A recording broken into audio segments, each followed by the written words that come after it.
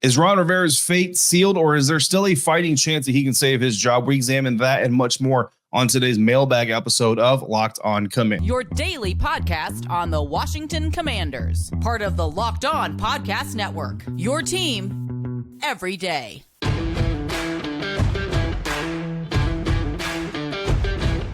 What's up, and welcome to this episode of Locked On Commanders, your daily podcast covering the Washington Commanders, part of the Locked On Podcast Network, your team every day. Thanks so much for making Locked On Commanders your first listen of the day every day. Don't forget, you can subscribe for free on YouTube or wherever you're listening to this podcast, and you can continue this conversation with me by becoming a Locked On Commanders insider. Go to joinsubtext.com/Locked On Commanders. Sign up and you can get text messages directly from me. You can send them to me, be involved in our insider exclusive videos, mailbag episodes, all kinds of good stuff coming. And it's not ending just at the end of the season. Plenty of draft prep. I'll be at the Senior Bowl. I'll be at the Scouting Combine. We'll be doing text message conversations and bonus videos, all from those venues. Again, join subtext.com/Locked On Commanders to get in on all that good stuff. I'm David Harrison, your host for this episode, credentialed member of the media, covering the Washington Commanders for CommanderCountry.com, part of Sports Illustrated's FanNation. I'm here with you every Monday through Friday,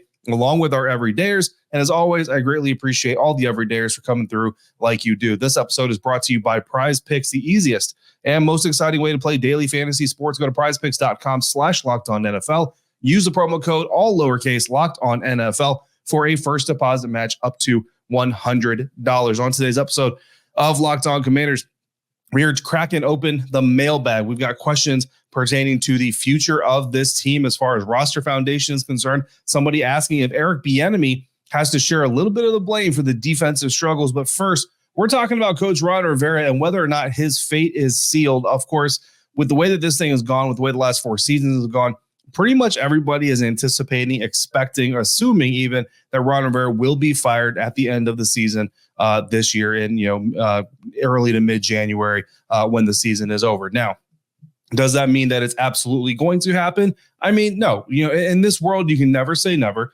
And we talked about this before in the offseason once the sale was going through and finalized, and looking at Josh Harris's history as a sports owner with the Philadelphia 76ers, who I'll be covering Wednesday night from Capital One Arena, and the New Jersey Devils. He has shown more patience, I think, than a lot of owners probably in his position would. Of course, he is the owner that helped or allowed the facilitation of the process, quote unquote, with the Philadelphia 76ers, which some people think that the process was an abject failure because they didn't get any championships. Some say that it was an immense success because the process was always about making the 76ers consistently competitive, which they are. So I'll leave that opinion up to you and the guys over at Locked On 76ers and Locked On NBA. But the bottom line is Josh Harris's history has always kind of been leaning towards being a more patient owner. There was an article published recently by Nikki Javal of the Washington Post kind of talking about some of that patience and the preference for patience from this ownership group. Magic Johnson retweeted the article and said, and basically encouraged and supported the thought of patience in building this team. Now, that could be taken as potentially saying we're going to give Ron Rivera 2 full years, or at least 1 full year, and then let him come back in 2024 to kind of work this thing. But it could also just mean like we're going to wait till the end of the season. You know what I mean? Because at the end of the day, there's a lot of reasons to wait to the end of the season. For one, if you already fired Jack Del Rio, your defense coordinator, if you fire Ron Rivera, there's nobody left on the defensive staff that has ever actively called defensive plays during an NFL game. And now the burden on everybody else just intensifies even more. And, you're never going to get better results by stressing out your coaching staff even that much more. They pretty much all know that their jobs are gone at the end of the year if you do that as well. So it's just kind of it's kind of making a problem into a bigger problem for nothing more than maybe a little bit of PR. I know there's certainly a section of fans that would be very happy to see Ron Rivera get fired before the end of the season. But beyond that, you also have to consider you're wanting people to look at your job as an attractive job. So even if they know they're going to fire Ron Rivera at the end of the season, you want potential coaches to come in and say, okay, if this doesn't work out with me and this team, I'm still potentially going to get the opportunity to at least finish out my last season and not get fired week 11 and have it be this big scandalous storyline. Like firings at the end of the season, don't get me wrong, they're big storylines, of course, but that happens. We have Black Monday. That happens at the end of every NFL season.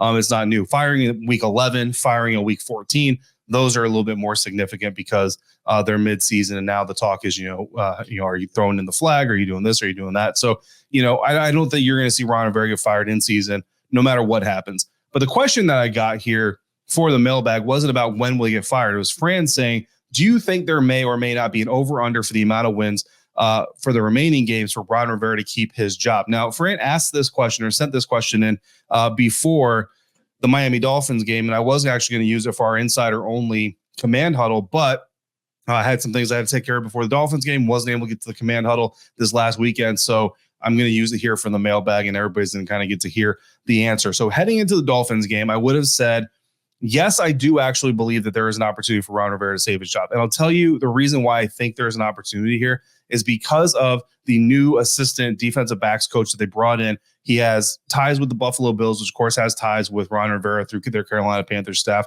And it's someone that Ron Rivera talked about very glowingly, saying they wanted to bring him in for a period of time. We kind of covered this last week when the hiring was made, but I think that right there, Josh Harris is spending money like Eugene Shen. We kind of, when he was hired, the analytics expert was hired. It's okay. Is this a Josh Harris move? Is this a Ron Rivera move? And of course, Ron's coming out and saying, hey, we're happy to have him and all this stuff, but you still don't really know who actually sparked that move. This assistant defensive backs coach or secondary coach or nickel coach, whatever you want to call him, this is a Ron Rivera move. This is a Ron Rivera guy. And this is a guy I asked Ron Rivera about it last week. He said he wanted to hire him for a long time now. The opportunity just never really seemed to fit right. And the window is never really open. The window is now open. So he went ahead and he made the hire. But again, understand every penny that is being spent by that organization has to be approved by the ownership group. So Josh Harris gave Ron Rivera the green light to bring in another assistant coach. I don't think you do that for a staff that you're canning at the end of the season. You know what I'm saying? Like, even if it's only $60,000 for the rest of the season, $60,000 for like 5 games of work. Even if it's only $60,000 for like 5 games of work, that's still $60,000 that you're shelling out. You know what I'm saying? And billionaires don't become billionaires because they just throw money around willy-nilly. So that really kind of more than anything gives me the impression that the possibility of Ron Rivera saving his job is still out there. Now, did you have to beat the Dolphins to do part of that? No, I don't think you'd had to. I do want to say that I think you had to have a better performance against the Miami Dolphins than you did. So that certainly doesn't help. But I think at the end of the day, if Ron Rivera is going to save his job, you have to do 3 things. You got to beat the Los Angeles Rams coming out of the bye. You have to beat the New York Jets on Christmas Eve. And you have to beat the Dallas Cowboys at the end of the season. And I don't care if the Dallas Cowboys have their seating wrapped up or don't wrapped up, or whatever the circumstances, they didn't really play too hard. You have to beat the Dallas Cowboys, because at the end of the day, everybody that's involved with the National Football League knows if you want to be one of the better teams in the NFL, you have to be able to compete within your division. You have to be able to beat your division rivals. This team has lost to the Philadelphia Eagles twice this year. They've lost to the New York Giants twice this year. They've lost to the Dallas Cowboys once this year. You have to salvage a win against the Dallas Cowboys in order for this to have any shot. And I would say you can't get boat raced by the San Francisco 49ers. Oh, by the way, you also can't have Chase Young go off in that game. Chase Young, I'm reading and looking at social media, apparently not having that great of an impact in San Francisco, at least not as much as people wanted you to believe that he was having in the first couple of games. But whatever the circumstances are with Chase Young there in San Francisco, you cannot let him come back to FedEx Field and just take over. If he comes into your house, his old house, and just completely disrespects you, then I think that might be, one of the final nails in the coffin. But I think if you lose to the Rams, you lose to the Jets, you lose to the Cowboys, I think it's a done deal. Again, could be wrong. I can't even give you a source inside the team tells me that's not the case here. That's just kind of the vibe that I get. But I also do kind of get a little bit of a vibe that this thing may not be over yet. And I could be wrong there as well. I know there's a lot of you out there who are kind of saying the thing may or better be over already. Regardless of what happens here, if the Washington Commanders, let's just say if the Washington Commanders somehow, some way stick with Ron Rivera going into next season, it's going to be because Josh Harris and his ownership group believes that there is a foundation for this team to build on. If they don't, they've got to make a decision now on which players they feel like could be the foundation to grow on. That's coming up next on this episode of Locked On Commanders, part of the Locked On Podcast Network, your team every day.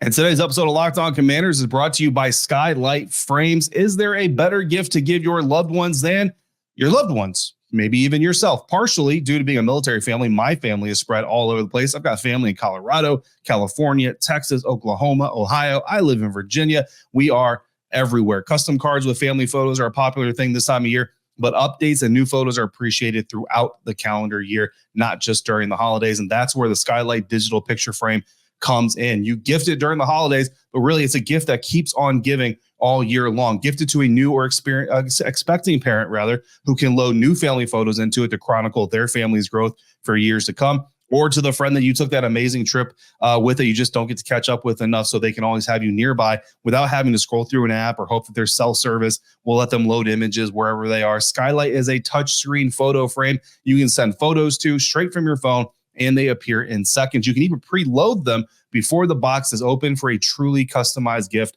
this year. And Skylight offers a satisfaction guarantee, and they're so confident you'll love it. They offer free 120-day return. Skylight frames are top rated with over 1 million happy customers, thousands of 5-star reviews, and it's available in over 30 countries. As a special limited time offer to our listeners, get $15 off your purchase of a Skylight frame when you go to skylightframes.com/lockedon to get $15 off your purchase of a Skylight frame. Again, just go to skylightframe.com/lockedon. That's Skylight Frame, SKYLIGHTFRAME.com/lockedon.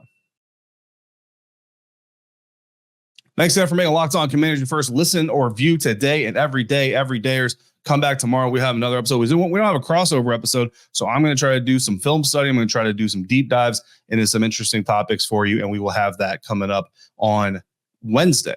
On Thursday. Sorry, this is Wednesday. We will have that dropping for you on Thursday, potentially Wednesday night. I do have to cover a Wizards game, so we'll see if I can get it knocked out before the Wizards game. If not, I will do it first thing Thursday morning. Either way, Thursday, you will have that episode available. Locked On has also launched the first ever national sports 24/7 streaming channel on YouTube. Locked On Sports Today is here for you 24/7, covering the top sports stories of the day with the local experts of Locked On, plus our national shows covering every league. Go to Locked On Sports Today on YouTube and subscribe to the first ever national sports 24/7 streaming channel. Moving on with our mailbag, I had multiple questions from insiders, from non-insiders on Twitter. We had some YouTube comments and questions. Basically, what's the foundation of this team, right? Like, a lot of people are operating off the assumption that this coaching staff is going to be ripped apart. And that certainly feels like it's the most likely outcome at the end of the year. Despite everything that I just said, I do feel like that is the most likely outcome. So if that's the case moving forward, and then on top of John Allen's comments, which if you haven't heard about John Allen's comments, or you have, and you haven't heard what I had to say about John Allen's comments, go to our previous episode, very first segment. We talked all about what John Allen said and what I think and what we think about what he had to say. So who are the foundational players for this team, right? And some people broke it down specifically and kind of wanted categories of this, right? Who does the team need to keep? Who should the team keep? And who does the team not need? And I'm not going to go through all like 90 names on this potential list for 2024, but I do want to look at this team and kind of go over and say, okay, who are the foundational players? Like, honestly, who are the foundational players on this Washington Commanders roster as it stands today? So pull up the 2024 roster. Again, I'm only going to go over kind of the key names here, but starting off with Terry McLaurin. Next year, he's got a $24.1 million cap hit. You know, we're not really too worried about cap numbers because the Washington Commanders are projected to have over $90 million in cap space before they make any moves. And then, you know, if they want to make some moves to free up even more, they could have, you know, over $100 million in cap space. But I think Terry McLaurin is absolutely a foundational piece. You know what I mean? And certainly there's been some frustration. You can understand there's got to be some frustration when you have a guy as talented as Terry is, who's not, you know, been able to produce as much as he wants to this season for his team and for himself, whether it's scheme, whether it's quarterback relationships, whatever it is. There's certainly going to be some frustration there. But at the end of the day, this team knows how valuable he is, and I do truly believe that he's one of those guys. I think he's one of those rare NFL players today, unfortunately, who really wants to be able to play his entire career one spot. Now, could he get to where John Allen is right now, where he's potentially looking and saying, look, you know, I've got to choose. Do I want to stay in one spot or do I want to win? Because I may not be able to do both. And, you know, but I don't think Terry is there yet. So I think Terry wants to stay. I think as a team, you need to keep him. Going on to Daron Payne. Daron Payne is absolutely, to me, a foundational guy that you have to keep. Again, on top of that, he's got a $46 million dead cap number, so he ain't going nowhere. Daron Payne is absolutely going to be here on this roster in 2024. Jonathan Allen is a tricky one. Look, at the end of the day, if he comes to the team, and whether it's ownership, new GM, new coach, current GM, current coach, whatever it is, if he says, look, guys, I appreciate you. 7 years has been a blast. I want to go somewhere else. I don't keep him. You know what I mean? I'm of the mindset that if you don't want to be part of the solution, then you are now part of the problem. You may not even be creating the problem. You know what I'm saying? Like, Jonathan Allen certainly isn't blowing single high safety coverage, But if you don't want to help facilitate the solution, now you're a part of the problem, because if you're not a part of the problem, you're part of the solution, you're a part of the problem, right? So that's kind of how I view it. So if I were, a betting man, if John Allen says I want out, I think you make a deal happen. You get him somewhere, that works best for the team and for him as well. Left tackle Charles Leno. I know there's a lot of people out there who want Charles Leno gone. And I look at it like this. Does this team absolutely need improvements across the offensive line? 1,000%. Is Charles Leno a foundational guy? No. Do you need to keep him? You absolutely do. Because even if you go out and draft, say, a left tackle, are you going to get a blue chip right tackle? Probably not. You're probably talking second round for that blue chip right tackle, or for that next right tackle.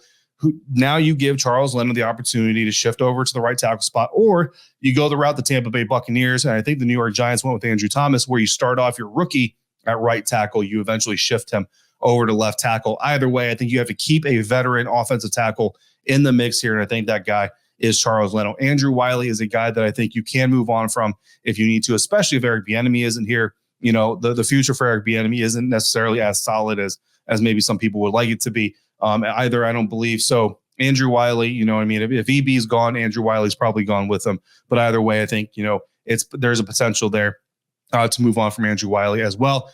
Wouldn't save you much, would only save you about $1.5 million. So, unless he completely becomes a problem, if you do draft a young hotshot tackle, let him and Charles Leno battle it out for the other tackle spot. If he loses and he's not a problem, he's a good teammate, good locker room guy, that good veteran, then I think you keep him on. It's really not too big of a deal. But do you need him? No, I don't think you need him moving forward. Tight end Logan Thomas. I like what tight end Logan Thomas brings to the table. Look, there's a potential here to save around $6 million in cap space if the Washington Commanders move on from Logan Thomas. I don't think they need to keep him, but at the same time, there's nobody behind him that's really pushing him for that job. So in that case, in that sense, it almost pushes him into that need category. I would like to see, and I think the Commanders should keep Logan Thomas around. Again, yes, you could free up $5-6 million in cap space, but you don't really need the cap space, so you're not really worried about it too much. He's a veteran. He's a captain, definitely well respected in the locker room. So I think you should keep him. I don't think you need to keep him. Offensive lineman Nick Gates. I know a lot of people are down on him. Again, the veteran experience. Nick Gates is another one of those guys. I think you have to have an honest conversation with him in the offseason. Say, do you want to be a part of this moving forward? If he doesn't, then I think you try to facilitate as much as you can moving him. But if he wants to be a part of it, and he's a good part of the locker room, which it looks to me like he is, then I still think you keep him, because, again, the savings isn't really that much. And as far as backups go, he's still a very solid backup guard. I don't know that the move to center was necessarily the most important. Curtis Samuel is a free agent. I would like to see the Washington Commanders bring Curtis Samuel back. So I would say you should bring him back. But again, I think that's scheme dependent. Jamin Davis is a guy that I got to study a lot deeper. I don't think that the Washington Commanders are going to make a move there. Jahan Dotson's going to stick around. Tress Way, you can't get rid of Tress. Everybody loves Tress. Emmanuel Forbes is going to stay. Danny Johnson, I think, is definitely a guy that you should keep on the roster. I don't think you need to keep him, but you certainly should keep him. A very solid role player on the defense. Sam Cosme, you have to keep him.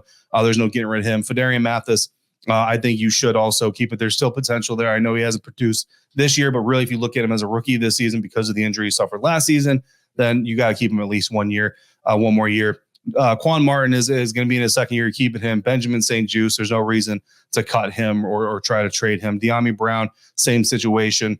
Brian Robinson, you're keeping him as well. Percy Butler, there's no moving on from him. Derek Forrest, I think, injuries are terrible, but if he can eventually be healthy, then you certainly want to keep him. Long snapper, Cameron Cheeseman. I don't know that I'm not going to sit here and say you cut Cameron Cheeseman, but I think you got to bring in competition. I don't care who the coaching staff is. You have to bring in competition. Obviously, Sam Howell is not going anywhere. Cole Turner, you want to keep around to see if you can tap into more of that potential. Chris Paul has done really well as a starting left guard. I don't think I leave that position unchallenged, but I do keep Chris Paul around and let him fight for that starting job again next year. Christian Holmes, again, no reason to move him. KJ Henry, you're absolutely keeping. And I think that's pretty much everywhere we need to go. A lot of these other guys are guys that, not major influencers. So that's pretty much how I look at this thing. I think we hit everybody. The rest of the guys are free agents. So like Kendall Fuller, David Mayo, Cody Barton, those guys, those are free agent conversations we will have. But as far as guys that are currently set to be on the 2024 roster, those are who I think you need to keep, should keep, and don't necessarily need. Wrapping up this mailbag episode, we're going to come back and talk about Eric Bieniemy's stake and potential claim to blame for the defensive struggles. That's wrapping up this mailbag episode of Locked On Commanders, part of the Locked On Podcast Network, your team every day. And this episode is brought to you by Prize Picks. Prize Picks is the largest daily fantasy sports platform in North America. It is the easiest and most exciting way to play daily fantasy sports because it's just you against the numbers. Instead of battling thousands of other players, including pros and sharks, you pick more than or less than on 2 to 6 player stat projections and watch the winnings roll in. I like to take 3 players from every Thursday night football game in the season. This week, I'm going with Pittsburgh Steelers kicker Chris Boswell to make more than 1.5 field goals. I'm also taking Steelers tight end Pat Freiermuth to have more than 26.5 receiving yards, but I'm not going on the opposite end of that. I'm actually going to cross over to the NBA, and I'm going to take Philadelphia 76ers center Joel Embiid to have more than 11 rebounds against the Washington Wizards on Wednesday nights, because I know it's not technically 3 on Thursday night, but you know what? I get to play this game the way I want to play this game. That's the great thing about Prize Picks. So go to prizepicks.com/LockedOnNFL. Use the promo code LockedOnNFL in all lowercase to get a first deposit match up to $100. That promo code again, LockedOnNFL, all lowercase, at prizepicks.com/LockedOnNFL to get a first deposit match up to $100. Prize Picks, daily fantasy sports made easy. Today's episode also brought to you by FanDuel, and the weather's getting colder, especially around these parts, but the NFL is staying hot as ever, and the NFL offers stay hot with FanDuel. Right now, new customers get $150 in bonus bets with any winning $5 money line bet. It's $150 if your team wins. The Washington Commanders are on a bye, so there's no way they're going to lose this weekend, but either the Dallas Cowboys or Philadelphia Eagles are likely to lose. The Cowboys are minus 174 money line favorites in that game. So you pick your favorite or least favorite NFC East rival, bet on them, bet against them with a $5 money line bet. If you're right, you get that bonus money. If you've been thinking about joining FanDuel, there's no better time to get in on the action than right now. The app is so easy to use, and there's a wide range of betting options, including spreads, player props, over-unders, and more. So go to FanDuel.com/LockedOn and get winning this NFL season. FanDuel, official partner of the National Football League. All right, guys, we're wrapping up this episode of Locked On Commanders mailbag episode with a question from Ravi, who says that there have been people saying that Eric Bieniemy also needs to get some blame for the struggles on defense for offensive play calling, not allowing for longer drives, getting more 3-and-outs because of it. And that is why Eric Bieniemy should be left carrying some of the blame for the Washington Commanders' defensive struggles. Do I look at it that way? Here's what I would tell you. I think at the end of the day, when you win or lose, you win or lose as a team, and you have the opportunity to play complementary football. I think that's what we're all kind of looking for, where you not only defense keeps the team from scoring, offense scores points. That's like the base level of complementary football. But yes, I do think there is something to, if you're an offensive coordinator and you know that your defense is overmatched or has been on the field a long time or just got done with a really long drive, you need to come into the next drive with the mindset of, I need to give this defense a little bit of time on the sideline to take a breath. So does Eric Bieniemy deserve some blame for situations where the team goes 3-and-out too often?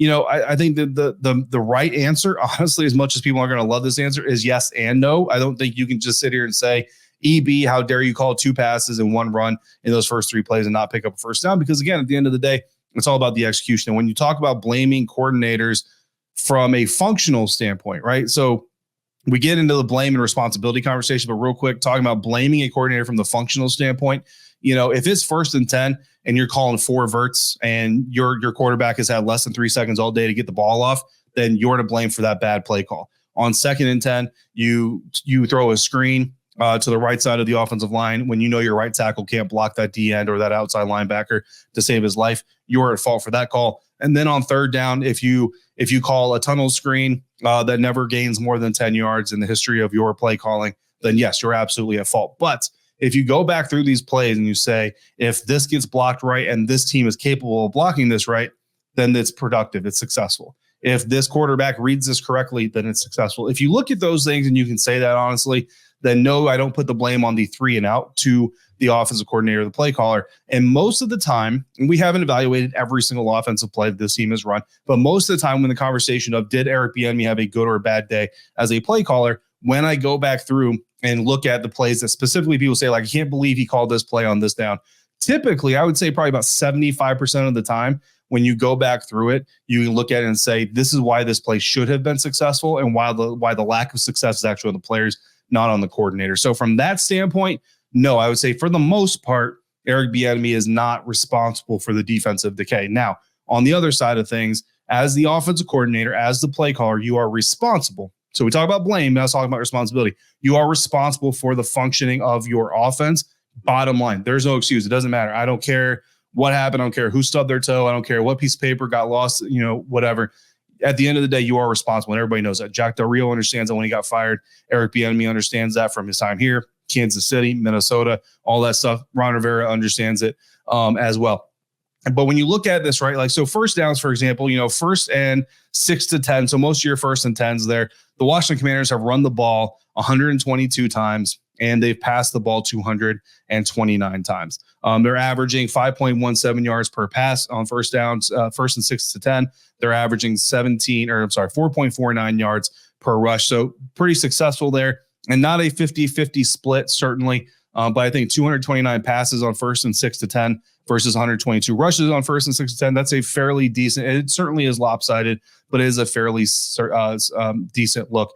Now, a successful first down play, you want to gain 40% or more. So you're looking at 2nd and 6. So if we look at 2nd and 1 to 2nd and 5, typically you're getting more passes there as well. So you're getting very pass heavy. Third downs, 3rd and 5s to 3rd and 1s, you're getting, again, more pass heavy. So what I don't like about what Eric Bieniemy has done is just overly emphasizing the pass. Now, lately and more recently, he has turned more to the running game, turned more to the screen game. And I think that's a better rhythm. And if Eric Bieniemy is here next season, I expect to see that from the beginning of the season in training camp. And Ron Rivera did kind of talk about this. You take the lessons learned, what you found out this season, and you build on it for the next. So if Eric Bieniemy is still here, I do expect to see maybe a more equitable type of offense versus for run versus pass than we did in the beginning of the season. And that, I think, will actually open some up, especially if you get some offensive line improvements during the offseason. So a little bit of yes, a little bit of no, but hopefully I fleshed out the reasons why it's a little bit of yes, a little bit of no.